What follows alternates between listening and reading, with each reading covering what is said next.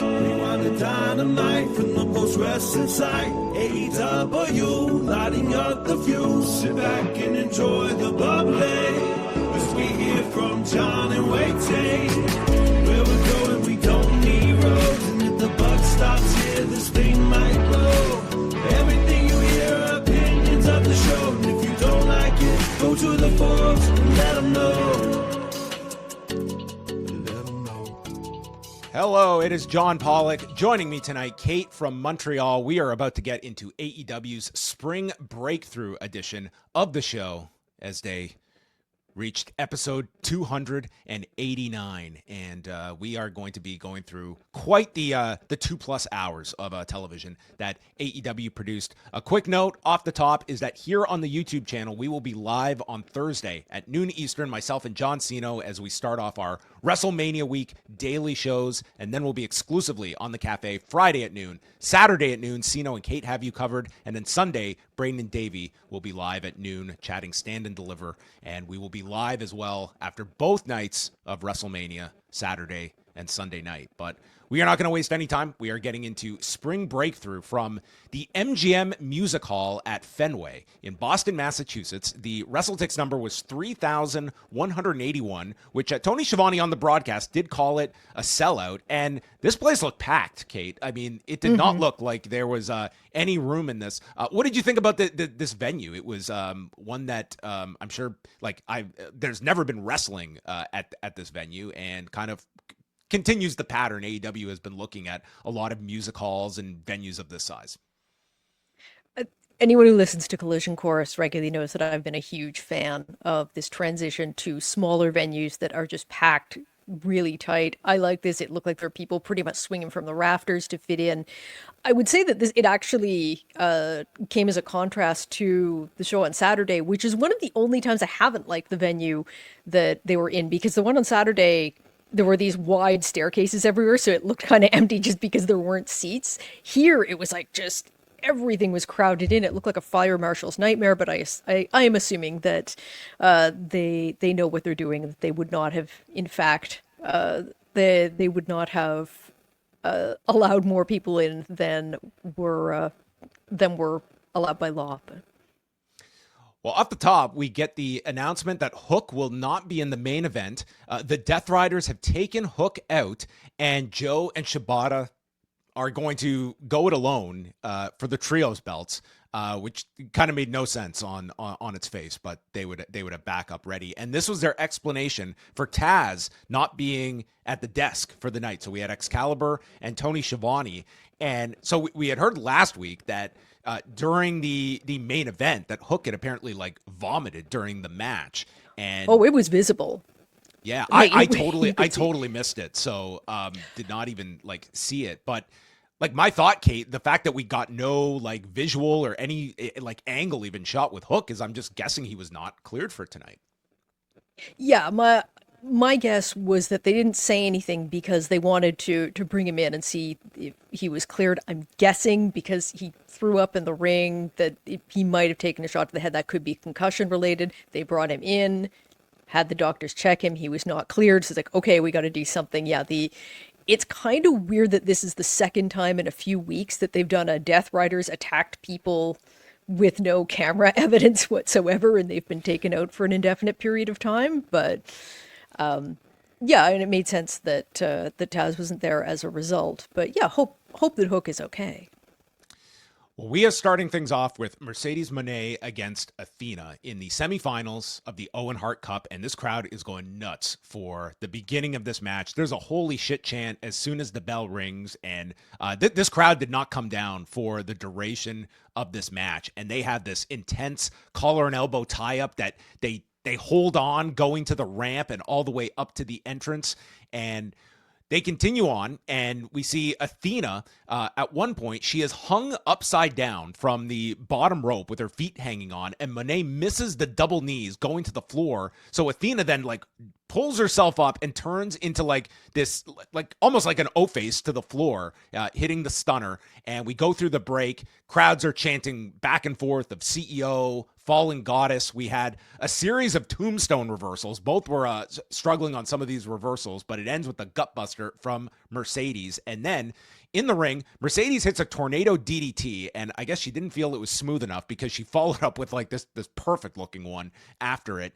And it's Athena who regains the advantage, hits these multiple power bombs in succession, and then Athena starts stomping her. And we see this spot that I don't think I've ever seen this before. Athena is laying on the middle rope while Mercedes runs across the edge and gets power slammed onto the edge of the apron. This looked really cool. And then we have Athena applying the statement maker. It's reversed by Moné, and then Athena getting out after a cover. Both end up on top of the barricade, slapping one another. And then after a shotgun blast dropkick, the O-Face gets caught by Mercedes in the ring and turns it into an O'Connor roll. And while the announcers called no attention to it, it did look like she was holding the tights. The announcers made no kind of like, they didn't make that any kind of plot point here. This one goes 21 minutes and 12 seconds. And, you know, there was like the odd hiccup, but I thought this was just a tremendous opener that they had. It was a great atmosphere.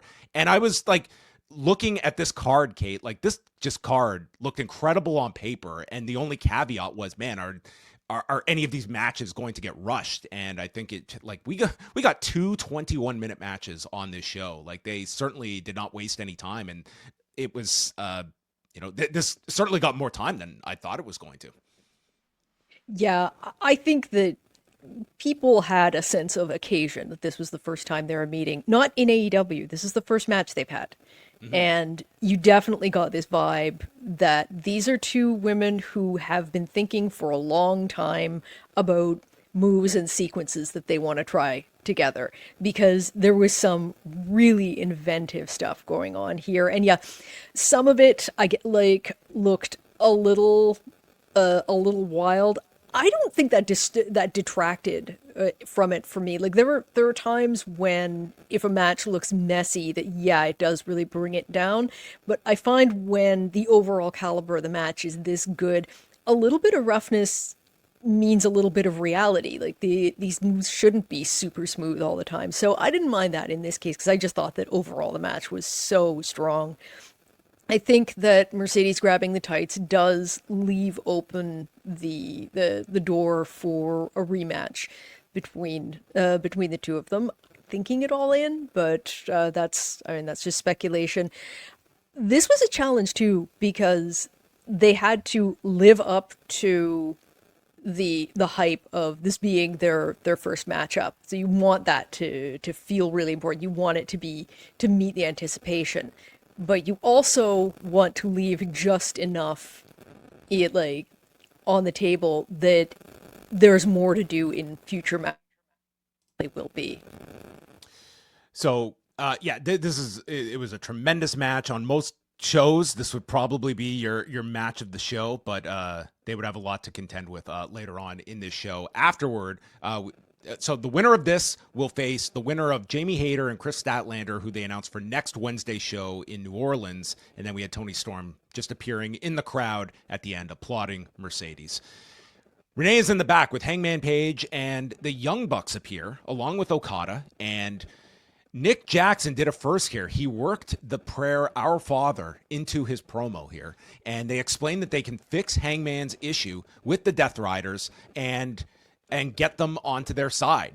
And you can go on, you can win the Owen, you can win the title, and they can help him out. And Hangman is just kind of, he has no response to any of this. And then Okada asks why he's so angry all the time. He needs to smile more. And when Hangman walks off, he calls him a bitch, and this upset Hangman.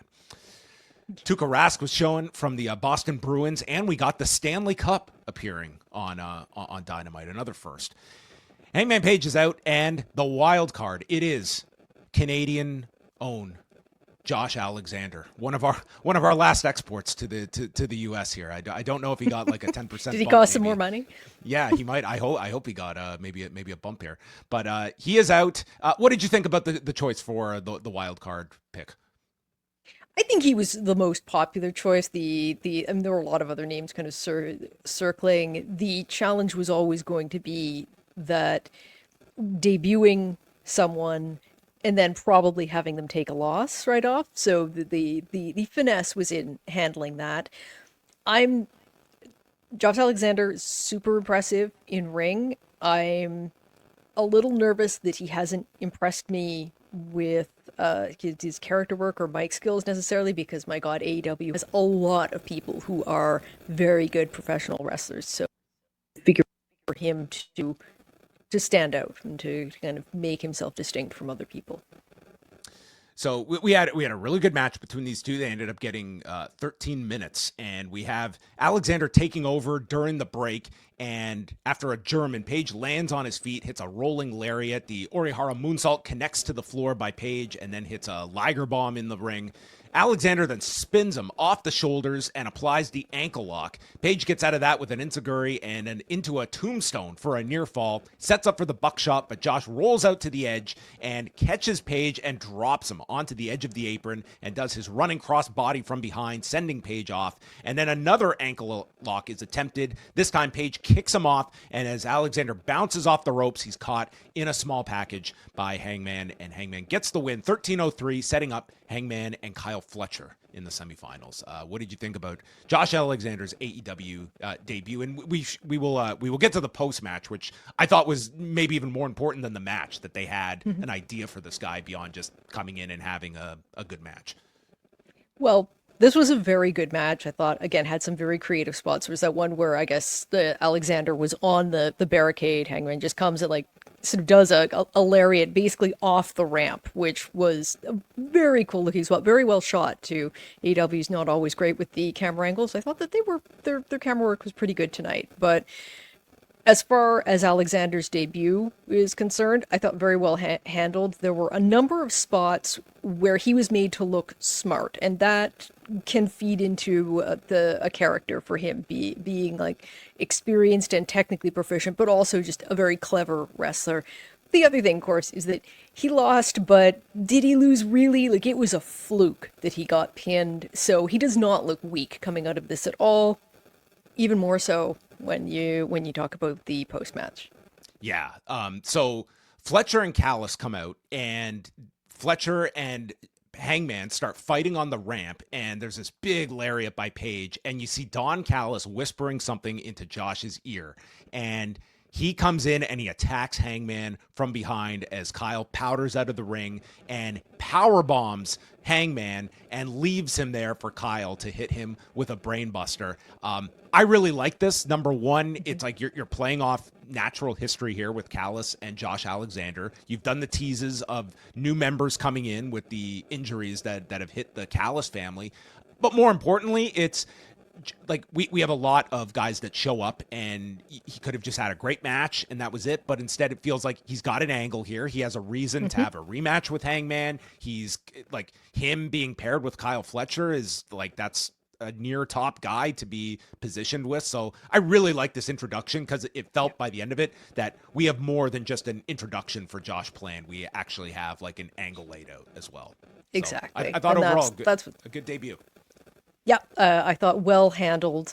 I suspect, I feel like Callis, that whole group has felt more important over the last few months. So this is a good time to bring someone in. Like, they immediately feel like part of the top heel stable, or one of the top heel stables. A lot of stables in this company.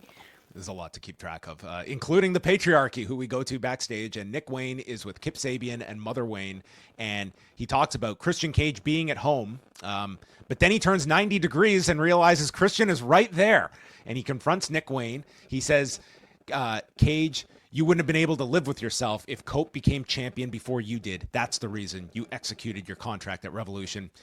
Cage says he likes this side of Nick Wayne, and I let you have this time over the past month, and I got you booked in the Best of the Super Juniors tournament. So look at that. Maybe Ghetto's going to be calling Christian. He needs a replacement now for Bushi. Can you get someone else booked too?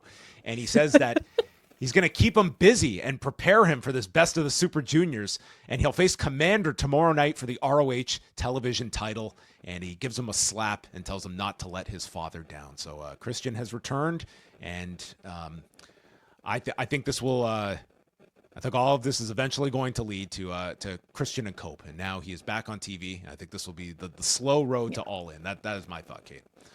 Yeah, my guess. I think we all know where the patriarchy is heading. It's just how they're going to get there. And yeah, having Nick sort of and the others kind of turn on Christian, thus effecting a babyface turn for Christian is most likely.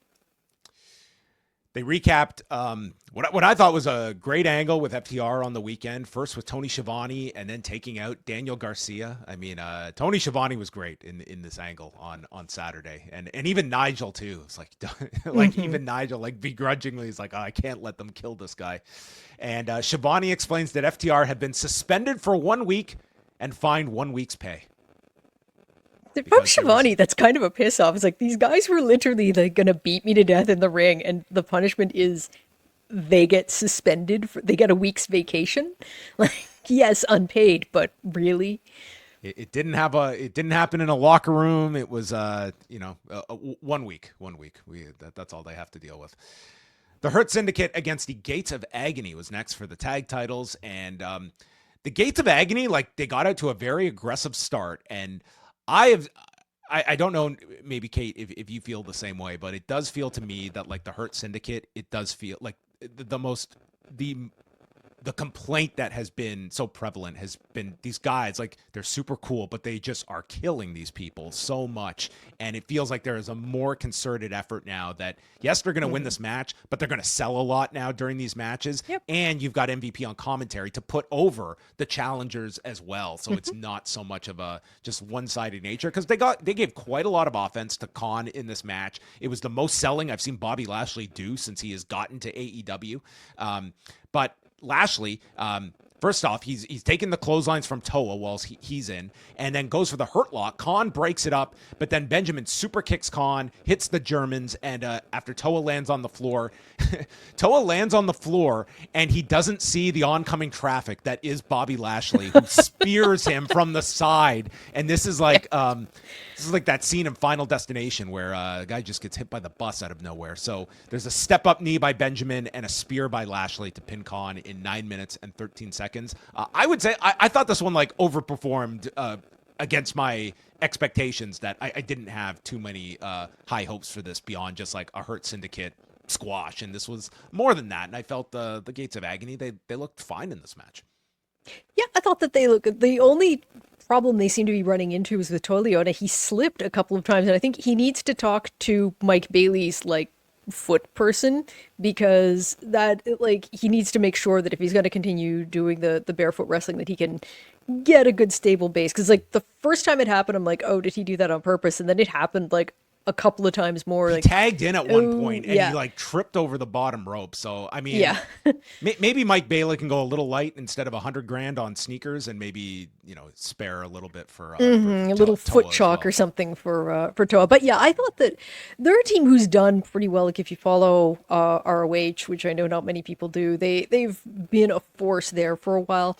I think that they made a good sort of compromise because it seemed kind of obvious that we were heading towards Murder Machines versus the Hurt Syndicate, which would have been a much more serious opponent. These guys are sort of they're not going to be like a pay-per-view caliber match, but yeah, they gave a decent television match, and I'm happy to have them get a bit more time. Did you see any of the photos Brian Cage opted to share from his recent surgery? Missed those. No, you didn't. Avoid his Instagram unless you literally want to see the insides of his knee. I was not ready for that visual at like 7:30 in the morning. MJF is out after the match. He rags on Boston, saying, "You're all too white," and he compliments Benjamin, but then takes a shot at Lashley, being a slow learner. But he's got something for the Hurt Syndicate to try and convince them to allow him into the group. And he brings out this group of women that he has hired for the evening, I guess, for the Hurt Syndicate. All they have to do is give him 3 thumbs up. And MVP is still a yes. Shelton is contemplating this. He is more in the middle now. But to put it over the top, he wants MJF's watch. So MJF says, well, if you give me a thumbs up, I will give you my watch. And Shelton teases putting the thumbs up, but the thumbs go down. And MJF, he is not an election denier. He respects democracy. So that's a babyface in my books. And says to Shelton, I think I'm growing on you. Still gives him the watch, still gives him the women, and said, when I joined the Hurt Syndicate, there is more where this came from. And Lashley is still the main voice of dissent towards this group. But yeah, we got like an angle, Kate, where I guess some I don't want to assume that these women were playing prostitutes, but you were led down that path. Well, I think if you are offering women to your friends as a gift, it's just they're prostitutes. It's just a question of what the price is and how you're paying. I'm not sure about all. Maybe they're taking. I'm not sure all about. I was just gonna say maybe they're tour guides. Maybe they're going on the sites of Boston. Maybe we're just assuming the worst. One of them, I will say, I don't know what she's doing in her time with AEW, but the tall redhead in the ring was the independent wrestler Notorious Mimi, who has been on, she's on AEW Dark back when that was a thing. She's been on ROH. She got a tryout from WWE that ended up not going anywhere. But she's actually, I'm hoping this means she'll be on ROH so that she gets onto television as a wrestler. Yeah. I'm not going to say that there was anything like hugely objectionable in this one, but it's like, really? I don't know. This kind of, yeah, left me cold. Well, they would be backstage, and they did leave to do whatever MJF has hired them for the rest of the night. So maybe that will be a digital exclusive that AEW will put out for us. Maybe it's all a ruse. Maybe they were just going for like, I don't know what you would do. I've never been into the late night affairs in Boston, so I can't even speak to where they might be. There were highlights of Ospreay's matches with Takeshita last year, both the Revolution and Wrestle Dream match. And then it is into Ospreay and Takeshita in the Owen Hart Cup. Don Callis is on commentary, and we are starting things off, and they're going at a relatively slow pace, and I'm realizing, yeah, we're getting like the full-on match. They're going long here. This is not going to be a sprint. And you see Takeshita working on the lower back, and after some exploders, Will pops up. They even are calling like, oh, he's moving his fingers. Maybe he's got nerve damage from the suplexes. And then we start to pick things up. There is an avalanche raging fire that is attempted by Takeshita and is countered into a stun dog, and Ospreay follows that with an os cutter onto the ramp. And all of a sudden this crowd realized we are skipping gears number 2 and 3, and we're like going to someone hit the accelerator. Okay, they're just going, and for the next 17 minutes they were just going at a crazy pace here. Ospreay hits the Sky Twister. Ospreay gets caught with a Blue Thunder Bomb, but manages to turn it into a head scissors and then hits the Os Cutter. And that's just our first of several really big near falls. And I never felt they overdid the near falls. It was like every near fall caught they just grew and grew, and this crowd, they just went nuts. There's these hook kicks from Ospreay. Then Takeshita collapses, so the hidden blade cannot be hit. And the Os Cutter is stopped in midair with a forearm. Takeshita goes for the cover. Will kicks out at 1. Then he hits the hidden blade. 1 count from both. I will say this. There are some people who are critics of the 1 count kick out. I will say I love the 1 count kick out. Okay. There are virtually no times I don't enjoy the 1 count kick out. And to do it twice here, I thought this was terrific. And this crowd was just like, suddenly they're like, we're watching every bit of these two if they were on a pay-per-view. Like, they are going full out for us tonight is what you had from this crowd.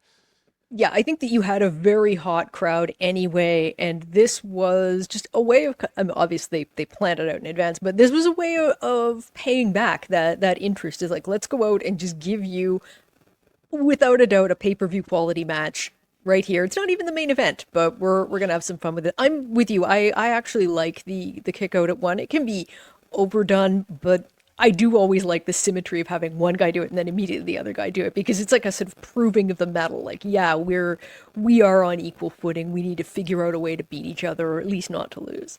When put at the right spot in a match, it's a tremendous tool. So then we're swapping moves. Ospreay does his bastard driver into a wheelbarrow German. So Takesh does up and he hits the hidden blade, but Will rolls away. They end up getting to their feet at the count of 9. Ospreay slips while trying to climb, and the announcers are just, it could be the numbness in his arm potentially. So, I mean, they just like worked it in here. Knowing Will, this could have even been, a planned idea, but regardless, it worked. And if it wasn't, I thought he worked with it really well. It's like you just work with what happens and play off of it. So Ospreay gets clotheslined off the top turnbuckle, but flips over, landing on his feet, connects with the hidden blade. Takeshita kicks out. There's like a tsunami in response to this from the crowd. Takeshita stops him with another knee strike. Raging Fire gets countered with a Rana into a Styles Clash, another big kick out. And then he goes for the hidden blade. He's caught in the backslide. Takeshita gets up, lands the knee, but Ospreay counters, flipping over and into the Stormbreaker for the win in 21 minutes and 43 seconds. Recency bias aside, I would put this in the absolute top tier that not just Dynamite has had on its programming. I really believe that this is like one of the better matches, I think, in AEW's history. This is how great this was. And for the confines of television, this was just an unbelievable match. This was every bit of a big pay-per-view match at the highest level of AEW. It was better than the match they had on the pay-per-view. And that's fine. Like, you want the rivalry to escalate. But this was just remarkable. And yeah, it did not, again, as with Mercedes and Athena, if you told me this match was 13, 14 minutes long, I would have believed you, because it just seemed to go by so fast. Again, I was so caught up in it. I did not know, I did not have any doubt who was winning this. I knew, like, it was pretty much a given that Ospreay was going to go through, but I like the fact that they still made it so exciting. I'm always impressed when wrestlers can get me that invested in a match when I'm pretty damn certain of the outcome. And correct me if I'm wrong, you're watching on TSN, so are you getting like picture-in-picture during this? Yes. And It's occasionally it gets screwed up. Luckily tonight, everything sort of everything sort of lined up, and I did actually get to see the picture-in-picture.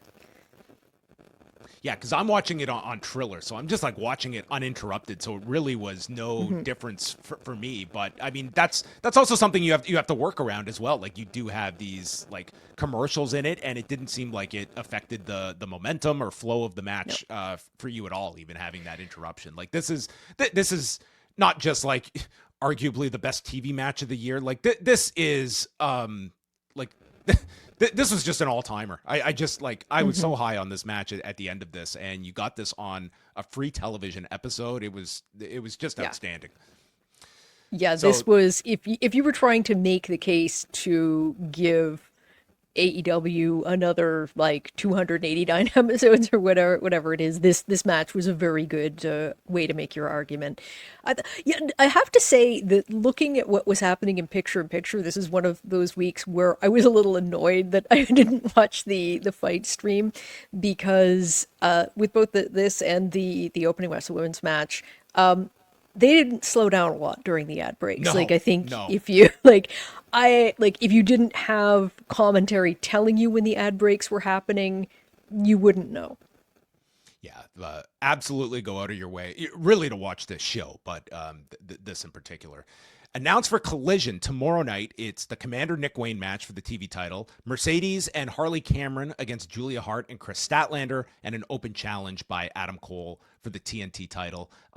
They did hit it more so in the overrun, but I really felt like they should have made like this Thursday night, like really stuck in your brain that this is coming up tomorrow night. And I think like you could really benefit from like shooting your angle on Wednesday and sending people to Thursday a bit more. But like it did feel like this was like all your heavy artillery was here on this Wednesday night and less so for Thursday night. But I am interested to see how well they do Thursday night for a different night of the week for Collision. I think the thing that kind of surprised me was that while commentary were mentioning that it was on Thursday, there weren't any segments to set up matches. No, what was going on Thursday, and that to me, like, at least then the audience is hearing it. So if they have friends who might not have been at the Wednesday show, they can say like, "Hey, by the way, like, there's some cool matches coming up." Like that, I think would have helped things along. I don't know where you could have compressed matters at all in the rest of the show, because I'm not giving up 1 minute of that wrestling. I don't know. I might have made the MJF Hurt Syndicate bit a little shorter, but that's just me. Yeah, I mean, it was like 9:50 by this point, and to be quite honest, like, I would have been more than satisfied, and we could have put this trios match on Thursday night, and I don't think there would have been any complaints. It was like, wow, now we have this trios title. Like, I have just sat through, I'm like, this to me is like already, this is one of the better Dynamites in history at this point as we're going into this main event. So it is the Death Riders, entering from outside the building, and with Marina Shafir in their corner, no Pac, and taking on Samoa Joe, Katsuyori Shibata, and joining them, Powerhouse Hobbs. So we have 3-on-3 for the trios belts. So we get right into things. First, they're beating on Yuta for quite some time, but then they would get the advantage on Shibata. And at 10:02 p.m., Excalibur notes that we're continuing through the break, and I had a lot of time on my hands, Kate, and I'm just wondering, like, so the concept of this overrun is that it naturally is hopefully going to inflate your audience because people are coming to this channel for what's about to be on at 10 o'clock. So it's like, if you're getting this audience that is not into wrestling, it's a miracle that they're going to stick around for this action. But then you're going to go to a commercial break in the overrun. It's like, just tell these people to leave that you're attracting at this point. I don't understand the need for a commercial break during the overrun segment, but that is what we do. Yeah, I don't. I mean, that is not. I don't know that that's on AEW. It could just but it's bad planning on someone's part. Like if you're TBS, like, why would you want to do that? Like you're naturally inviting people to turn away from your channel. I'm going to get the programming department hitting me up now, explaining me the overrun commercial inventory load. But to me, it makes no sense on the surface. But we do come back. Shafir chop blocks Hobbs. This was more so to like his upper thigh than it was to the knee. But Hobbs sold it like he had been shot from behind, so he goes down. And then Shibata boots Moxley off the apron. Moxley grabs a chair. And then Willow Nightingale runs down. This was one of the biggest pops of the whole match, where she rips the chair away from Jon Moxley. I think that's the match they should be building to. Forget Willow and Shafir. It's Willow and Moxley. I think that's the program they're building to. I think we're beyond Willow versus Shafir. Like, we kind of got that with the tag match, but it just seems obvious that people really want, like, they want to see Willow hit the Dr. Bomb on Jon Moxley. This is what the people want. And, Tony usually likes to give the fans what they desire. But this was a great run-in for Willow and the response she got. Then the Young Bucks are out, and Matt goes to get a chair, and Swerve appears in the crowd and just attacks both and hits the Swerve Stomp and just sends Matt and Nick over the guardrails. And the crowd is going nuts for Swerve at this point. And this is sort of like your House of Torture match at the end, where finally they don't have the numbers advantage and the baby faces have an answer for every swerve, pardon the pun, and for every run-in. Everyone is outmanned. So Shibata is choking out Claudio on the ramp and lays him out with a PK. Hobbs puts Yuta through the desk with the Uranagi, and then Shafir goes for a chair shot from behind to Hobbs. So Willow just kills Marina Shafir, and that's the last we saw of Shafir. So Joe is left with Moxley. He avoids the Death Rider, Coquina clutch, and the bell is rung, and we have new trios champions as Joe, Shibata, and Hobbs win the belts. The locker room empties, and they're of the baby faces. Of the baby faces, yes. The heels were long gone by the point that this overrun was finishing up. And that's how they finished it. A big celebration where Tomohiro Ishii looked like this man didn't know where he was, but he was celebrating as Tomohiro Ishii would, just looking very stoic in the middle of this ring while Prince Nana danced around him. And so concluded Spring Breakthru. That, dare I say, I think was one of the better Dynamites that they have produced. This was an incredible 2 hours of television. I'm so glad that I got to do this particular show because, being able to review this is phenomenal. I thought it's funny because looking at the main event, I almost, coming off the back of Ospreay versus Takeshita and knowing that Mercedes, the hometown gal, versus Athena was on first, I was like, oh my God, I kind of feel sorry for it. Like, how could they do this as their main event? And it's occurred to me, I'm like, they're dropping those titles. Like, they are, for once, doing this, like, great moment to make people happy at the end of the show. And then, yes, you're celebrating how successful you've been and you're celebrating the good guys winning. So all comes together. I'm glad that they actually let some of the celebration continue on TV for a few minutes. It felt good. You wanted to see that. It was like this big victorious moment for the AEW squad over the Death Riders. And like this, I just thought this was a tremendous 2-hour show that they produced. So there you have it. That is episode 289 in the books for AEW Dynamite. Any other closing thoughts just coming out of the show overall, Kate, of just how this came across? Like we kind of hit all the big beats there. Like this was like it looked great on paper and it really delivered. I thought it over delivered. Like I think that this, as high as my expectations were, I guess a lot of it hinging on the main event, like the way that the trios match was handled, made me think the show was even better than I expected. And that's saying something because this one looked pretty damn good.